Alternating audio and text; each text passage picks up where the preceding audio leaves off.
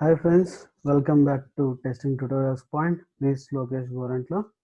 Today we are going to discussing about the status codes in REST API. Basically, whenever the manual testing or developers also using the same coding standards, they need to follow the same codes. And basically, in testing time, you have to verify whether it is displaying the valid status codes or not. All REST APIs having the standards. Okay, basically these are so many status codes are presented, but in real time we are using a very less, but we are using all the things, but few things randomly we are testing. Okay, see, 100, it is not the one we are not using, but it is presented. If the APIs in real time, if they are using 100, they can able to showcase, otherwise it is not mandatory. But a mandatory every time, every day you are testing is a few things. One is 200, okay, 201, 202 accepted, 204 is a very less time. Okay, don't worry about this 204, but every time we are testing 200, 201, 202. These three status codes are mandatory in successful areas. And redirector here is not much, but not found. 304 is the one. Why it is, what is the status code, and that I will explain you. Mandatory things I will tell you first. Everyday like normal things, whenever you tested the basic standard formats they are using, the few common things. One is 200, 201, 202, and 304 method not found. Okay, not modified, those things. And 400 related errors client side, it is basically bad request 403, and 401 authorized, 404 not found, 405 method not allowed. These four things we are every time we are using. Most of the time you are getting exact meaning, like most of the time you are using, and most of the time you are verifying status codes. And 500 time in 500 only, 500, or sometimes you are getting 504 gateway timeout.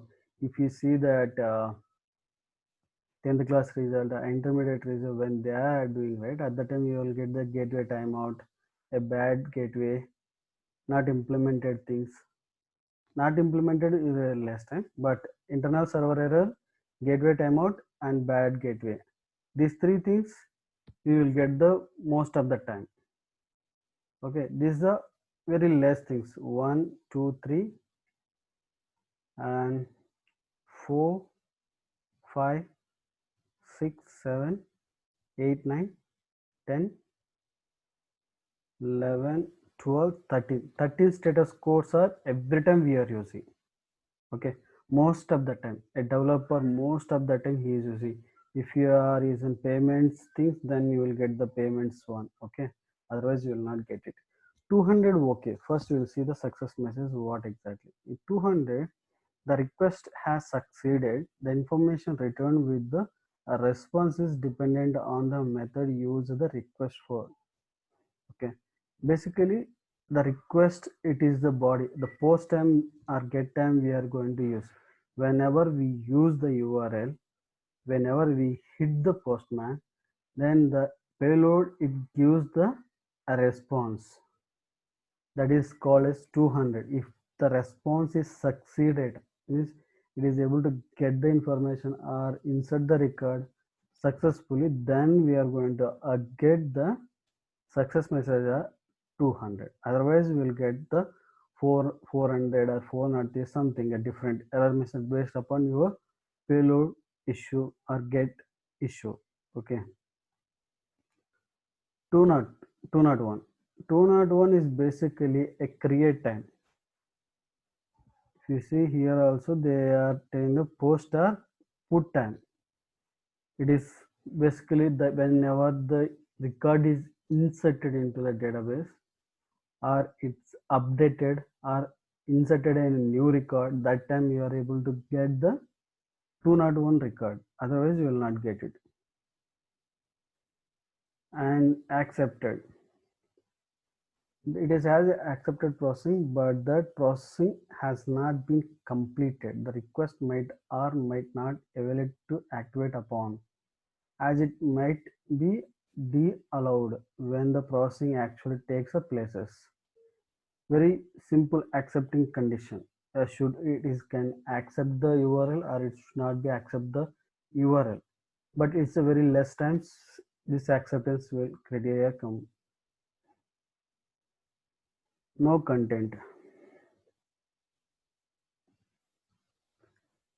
This like the request does not need to return an entity body. Means if you are using a delete condition, if the delete is able to delete the record into the database, but it should not return the body of that, then it we will get the 204 no content, otherwise we will not get it. Most of the time we are getting not modified, very less time only, not every time. Not modified, something we modified and it is not redirecting, that time we will able to find. But status codes 200, 400, 500 is most of the time we are using. Okay, in 400 bad request, say example like you are using one URL that is having one ID. That ID is not presented into the database. That time you will able to get the bad request. Or else the post time means its creation time or updating time or patch or put at any moment you are using a payload at the request body. There is a field element. That element you are not passing that entire element. Then it will show the bad request data or request body is not valid. Those kind of error message you will get whenever the particular value is missing. Okay, 400 will get. 403 is basically the method is not presented. You see, now you are going to see that post time you are using one URL, same URL it will present in the, it will not present most of the time, but sometimes it will present. Imagine the creation time you are using one URL, the same URL going to copy paste into the patch or post time. If you hit, the method will not present. Okay, if you're using get also, if the method is not presented, it will show the 403 Fibonacci. Okay, unauthorized, you're using the access token, but that access token is expired, or else you don't have the access token, but you are going to hit the API. Like to last previous my videos, I shown that demo APIs, it is not required the access token.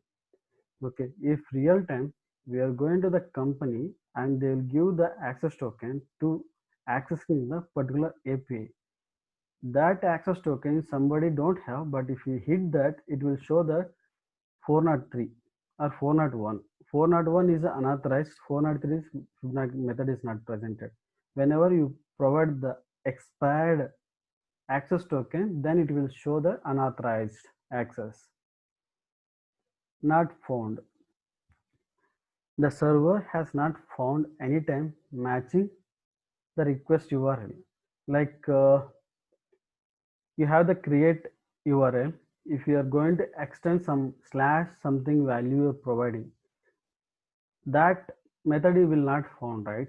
Enter the URL itself, it is not exist, then it will show the not found exception. This four things will get every time.